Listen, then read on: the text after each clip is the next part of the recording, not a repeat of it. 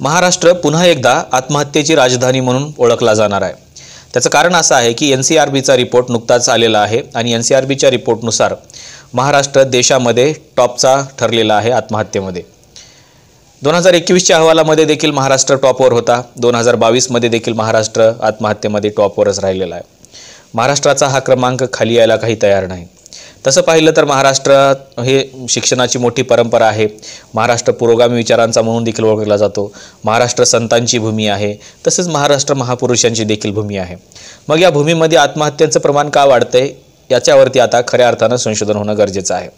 NCRBने दिलेल्या अहवालामध्ये तर त्याची कारणं दिलेलीच आहेत, पण त्याच्या मूळ कारणापर्यंत जाऊन आपल्याला याच्यावरती काम करणं गरजेचं आहे की नेमकं या आत्महत्येची काय कारणं आहेत आणि याच्यासाठी आपण काय सोल्युशन काढू शकतो। या दोन गोष्टी बघणं गरजेचं आहे।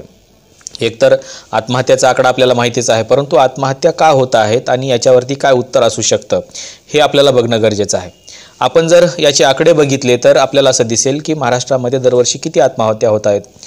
तर महाराष्ट्रामध्ये मागच्या वर्षी 22,746 आत्महत्या झालेल्या आहेत। हाच आकडा 2021 मध्ये 22,207 इतका होता। अर्थातच याच्यामध्ये एक 500 आत्महत्यांची वाढ झाली आपल्याला पाहायला मिळते।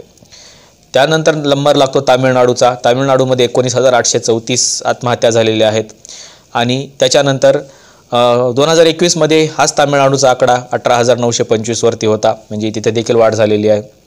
मध्य प्रदेश 15,386 आत्महत्या झालेल्या आहेत। 2021 मध्ये त्यांचा आकडा 14,965 इतका होता, त्यातही वाढ झालेली आहे।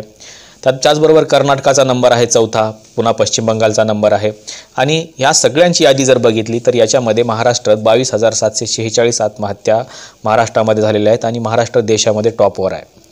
आपण जर हा क्राईम रेशो बघितला, याचा जर रेट बघितला तर आपल्याला असं दिसेल की महाराष्ट्र स्टेटमध्ये जवळपास 13.9% आत्महत्या एकूण आत्महत्या झालेल्या महाराष्ट्रामध्ये आहेत आणि याच्यामध्ये जर आपण बघितलं तर यातल्या जवळपास 50% आत्महत्या या महाराष्ट्र, तामिळनाडू, मध्य प्रदेश, कर्नाटक आणि पश्चिम बंगाल या 5च राज्यात झालेल्या आहेत। म्हणजे 50% आकडा फक्त 5 राज्यांचा आहे, तर उर्वरित जे 50%चा आकडा आहे तो 23 राज्य आणि 8 केंद्रशासित प्रदेशांचा आहे। आणि म्हणून आपल्याला असं दिसतं की महाराष्ट्र हा इथे टॉपवर राहिलेला आहे। दुसरीकडे आणखीन एक महत्त्वाची गोष्ट म्हणजे याच्यामध्ये काय कारणं आहेत।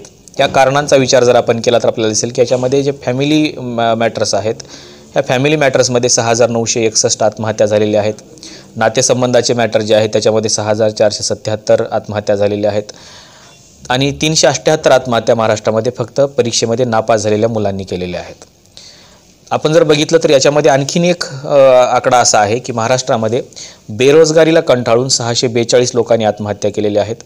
गरिबीला कंटाळून 402 लोकांनी आत्महत्या केलेल्या आहेत। व्यावसायिक कारणास्तव 640 लोकांनी आत्महत्या केलेल्या आहेत। याच्यामध्ये आपण हेही बघतो की फाशी घेऊन याच्यामध्ये 14,730 लोकांनी आत्महत्या केलेल्या आहेत। विषप्राशन करून 4,195 लोकांनी आत्महत्या केलेल्या आणि इतर जसं की पाण्यामध्ये बुडून किंवा विहिरीत उडी मारून असं 1,665 आत्महत्या आहेत।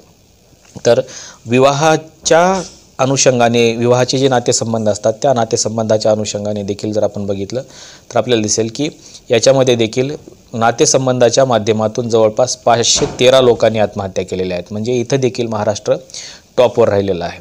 हे जर सगळे आकडे बघितले तर आपल्याला पुन्हा एकदा महाराष्ट्र पुरोगामी आहे का, महाराष्ट्र संतांची भूमी आहे का, महाराष्ट्र परिवर्तनवाद्यांची भूमी आहे का, याच्याकडे आपल्याला लक्ष द्यावं लागणार आहे। आणि म्हणून हा जो काही आकडा आहे हा काही पहिल्यांदा समोर आलेला नाही आहे।